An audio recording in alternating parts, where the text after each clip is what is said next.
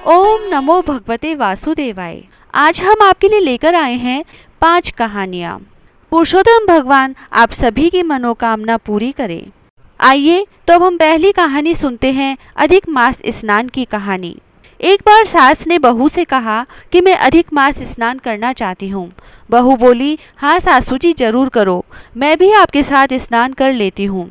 तो सासू जी ने कहा कि बहू तुम्हारी तो अभी बहुत उम्र पड़ी है, तुम बाद में कर लेना। यह कहकर सासू जी गंगा स्नान के लिए चली गई। पीछे से बहू ने कुम्हार के यहाँ से मिट्टी के छोटे छोटे कुंडे मंगाकर रख लिए। बहू रोज सुबह जल्दी उठकर नहाने के लिए कुंडा लेती और बोलती, मन चंगा तो कुंडे में ही गंगा, सास नहाए उंडे बैठ, मैं नहाऊं कुंडे बैठ। बहू के यह कहने पर कुंडे में गंगा जी आ जाती और बहू नहा लेती। एक दिन नहाते वक्त सास की सोने की नथ गंगा जी में ही बह गई। जब बहू ने नहाने के लिए कहा, मन चंगा तो कुंडे में ही गंगा, तो गंगा जी के साथ ही नथ भी कुंडे में आ गई। बहू ने सास की नथ को पहचान लिया। अधिक मास पूरा हुआ तो सासू जी घर आ गई। बहू ने वही नथ पहनकर सासू जी का स्वागत किया। सास ने कहा, बहू यह नथ तो मेरी है, गंगा जी में गिर गई थी, तुम्हें कैसे मिली? बहू ने सास को कुंडों में गंगा जी आने और साथ में नथ आने की बात बताई। लेकिन सासू जी ने बहू की बात पर ध्यान नहीं देते हुए कहा कि मुझे ब्राह्मण भोजन करवाना है। बहू बोली, मुझे भी करवाना है, मैंने भी अधिक मास स्नान किया है, व्रत उपवास भी किए हैं, पीपल पथवारी तुलसी को सींचा है, दीपक जलाया है, घर में ही भगवान की परिक्रमा लगाई है, मेरी परिक्रमा यही स्वीकार करने की प्रभु से प्रार्थना की है। सासू माँ को विश्वास नहीं हुआ और बोली कि तूने अधिक मास स्नान नहीं किया है। बहू सासू माँ को अंदर ले गई और कुंडे दिखाए। वे कुंडे सोने के हो गए थे। अब सास को विश्वास हो गया और खुशी खुशी दोनों ने व्रत का उद्यापन किया, ब्राह्मण भोजन करवाया, दक्षिणा देकर उन्हें विदा किया। हे पुरुषोत्तम भगवान, जैसे बहू को दिया वैसा सबको देना, कहता ने सुनता ने हुकारा भरता ने सारे परिवार को देना। पौराणिक कथा के अनुसार एक बार भगवान श्री कृष्ण के परम भक्त कुंभन दास थे, जिनके बेटे का नाम रघुनंदन था। कुंभन दास के पास भगवान श्री कृष्ण का बांसुरी बजाते हुए चित्र था। कुंभन दास हमेशा उसकी ही पूजा में लीन रहते थे। वो प्रभु को छोड़कर कहीं भी नहीं जाते थे। एक बार कुंभन दास के लिए वृंदावन से भागवत कथा का बुलावा आया। पहले तो कुंभन दास ने उस भागवत कथा में जाने से मना कर दिया, परंतु सभी के आग्रह करने पर वे जाने के लिए तैयार हो गए। उन्होंने सोचा कि पहले वे भगवान श्री कृष्ण की पूजा करेंगे और इसके बाद ही वह भागवत कथा करने जाएंगे। इस तरह से उनका पूजा का नियम भी नहीं टूटेगा। कुंभन दास ने अपने पुत्र रघुनंदन से कहा, मैंने भगवान श्री कृष्ण का भोग तैयार कर दिया है और पूजा कर दी है, तुम बस ठाकुर जी को भोग लगा देना। इतना कहकर वह वृंदावन के लिए निकल पड़े। कुंभन दास के बेटे रघुनंदन ने भोग की थाली ठाकुर जी के सामने रख दी और उनसे प्रार्थना की कि वह आए और भोग लगाएं। रघुनंदन मन ही मन यह सोच रहा था कि ठाकुर जी आएंगे और सभी मनुष्य की तरह अपने हाथों से खाएंगे। रघुनंदन ने कई बार भगवान श्री कृष्ण से आकर भोजन करने के लिए कहा, लेकिन खाना उसी प्रकार से देखकर वह निराश हो गया और रोने लगा। उसने रोते रोते भगवान श्री कृष्ण से कहा कि भगवान आप आते क्यों नहीं, आकर भोग लगाइए। उसकी पुकार सुनकर ठाकुर जी एक बालक का रूप लेकर आ गए और भोजन करने के लिए बैठ गए, जिसके बाद रघुनंदन के चेहरे पर मुस्कुराहट आ गई। वृंदावन से भागवत करके जब कुंभन दास घर लौटे तो उसने बेटे से प्रसाद के बारे में पूछा। रघुनंदन ने अपने पिता से कहा कि ठाकुर जी ने सारा भोजन खा लिया। कुंभन दास ने सोचा कि अभी रघुनंदन नादान है, उसने सारा प्रसाद खा लिया होगा और डांट की वजह से झूठ बोल रहा है। अब रोज कुंभन दास भागवत कथा के लिए जाते और जब वह घर वापस आते तो देखते कि सारा प्रसाद खत्म हो जाता था। कुंभन दास को लगा कि अब उनका पुत्र कुछ ज्यादा ही झूठ बोलने लगा है। कुंभन दास ने एक दिन लड्डू बनाकर थाली में रख दिए और दूर छिपकर देखने लगे। रघुनंदन ने उस दिन भी रोज की ही भांति ठाकुर जी को आवाज लगाई और ठाकुर जी फिर से एक बालक के वेश में कुंभन दास के बेटे के सामने आ गए। रघुनंदन ने ठाकुर जी से खाने के लिए कहा, जिसके बाद ठाकुर जी लड्डू खाने लगे। कुंभन दास जो दूर खड़ा इस घटना को देख रहा था, वह तुरंत ही आकर ठाकुर जी के चरणों में गिर पड़ा। ठाकुर जी के एक हाथ में लड्डू था और दूसरे हाथ का लड्डू जाने ही वाला था, लेकिन ठाकुर जी उसी समय वहीं पर जमकर रह गए। कहते हैं तभी से लड्डू गोपाल के इस रूप की पूजा की जाने लगी। माना जाता है जो इस कथा का पाठ करता है, सुनता है, सुनाता है, उससे कन्हैया प्रसन्न होते हैं और भक्तों की सारी मनोकामनाएं पूरी होती है। जय श्री राधे। विश्राम देवता की कहानी। विश्राम देवता किसी गांव में एक भाटका व एक जाटका रहता था। दोनों परम मित्र थे। एक बार जाटका अपनी बहन के घर जाने के लिए तैयार हुआ तो भाटका अपनी ससुराल जाने के लिए तैयार हुआ। दोनों साथ चल पड़े तो रास्ते में रुक कर एक तालाब की पाल पर बैठ गए। जाटका ने भाटका से कहा, नगर बसेरा कर लेते हैं। इस पर भाटका बोला, तू ही नगर बसेरा कर ले, मैं तो अपनी ससुराल जा रहा हूँ, वहाँ खूब खातिर होगी मेरी, तू कर ले नगर बसेरा। जाटका वहीं तालाब की पाल पर बैठ पानी की घंटी और चावल की पोटली लेकर नगर बसेरा करने लगा।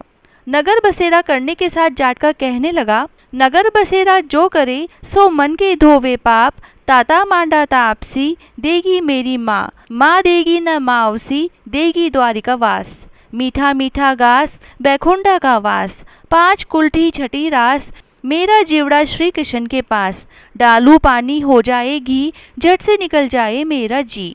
यह सब कर करा के जाटका बहन के पास चल पड़ा। जाटका की बहन ने भाई को खूब मान सम्मान दिया, बहुत बातें की, भाई की पसंद का भोजन जिमाया। इधर भाटका अपनी ससुराल पहुंचा तो वहां आग लगी हुई थी। आग बुझाने में वह भी लग गया, जिससे हाथ मुंह सब काले हो गए, खुद भी थोड़ा झुलस गया। न रोटी न पानी के लिए किसी ने भी नहीं पूछा। भाटका भूखा प्यासा वहां से निकल गया। शाम को दोनों फिर घर की ओर चल पड़े और रास्ते में मिल गए।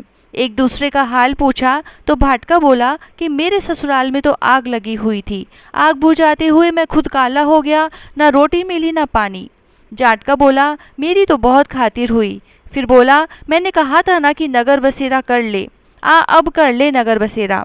लेकिन भाटका ने फिर मना कर दिया। कहने लगा कि तेरी तो मौसी है, पता नहीं रोटी दे या न दे, मेरी तो माँ है, दही की छुचली और चूरमा का पेड़ा धरा मिलेगा। भाटका ने फिर नगर बसेरा नहीं किया। जाटका ने कर लिया।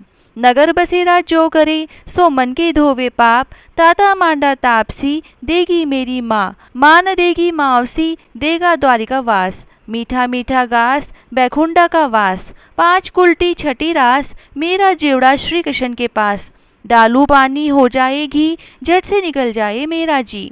कर करा के वह चल पड़ा। घर पहुंचते ही जाटका की मौसी ने बहुत लाड़ प्यार किया। उधर भाटका घर गया तो उसकी एक भैंस खो गई थी। बाप एक लाठी रखे दूसरी उठाए और कहने लगा कि ससुराल गया तो आग लगा दी और अब यहाँ आया तो भैंस खो दी। बाप ने कहा, जा पहले भैंस ढूंढ कर लेकर आ, तभी रोटी पानी मिलेगी। सारा दिन भाटका भैंस ढूंढता रहा लेकिन उसे भैंस नहीं मिली। जाटका और भाटका फिर मिले। जाटका ने भाटका के हाल पूछे तो भाटका बोला, आते ही भैंस खो गई, बस उसी दिन से ढूंढ रहा हूँ, रोटियों का तो पूछो ही मत, पानी भी नहीं मिला। जाटका ने कहा कि मैंने तो पहले ही कहा था नगर बसेरा कर ले।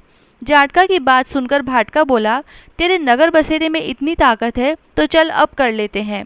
दोनों ने बैठकर नगर बसेरा किया। नगर बसेरा जो करे सो मन के धोवे पाप, ताता मांडा तापसी देगी मेरी माँ, माँ न देगी मावसी देगा द्वारिका वास, मीठा मीठा घास बैकुंठा का वास, 5 कुल्ठी छठी रास मेरा जीवड़ा श्री कृष्ण के पास, डालू पानी हो जाएगी झट से निकल जाए मेरा जी। दोनों नगर बसेरा करके थोड़ा सा आगे चले। भाटका जैसे ही आगे बढ़ा उसकी खोई हुई भैंस मिल गई, जिसे लेकर घर पहुंचा। घर पहुंचते ही माँ ने कहा कि लड़के को आते ही घर से निकाल दिया, सारा दिन से भूखा प्यासा भटक रहा है।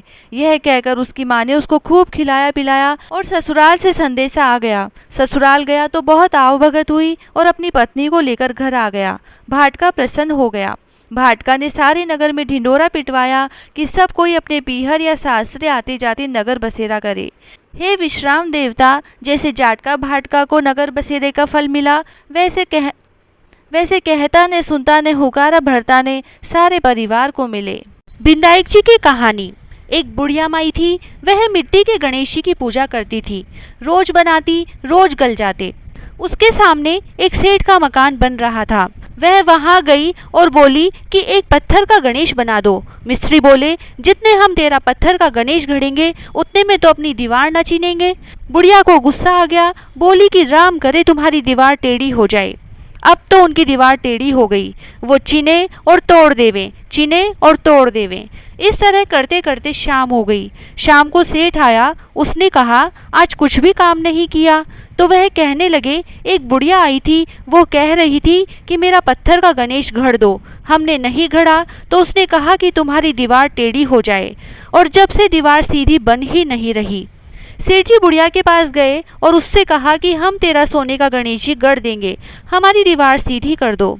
सेठ ने बुढ़िया को सोने का गणेश गढ़वा दिया और सेठ की दीवार सीधी हो गई। हे भगवान, जैसे सेठ की दीवार सीधी करी वैसे सबकी करना। कहता ने सुनता ने हुकारा भरता ने सारे परिवार का करना। 7 कहानी। यह कहानी सभी कहानियों के बाद सुनी जाती है। यह कहानी जिस भी कहानी के बाद सुनते हैं तो उस कहानी में कोई कमी रह गई हो तो वह पूरी हो जाती है।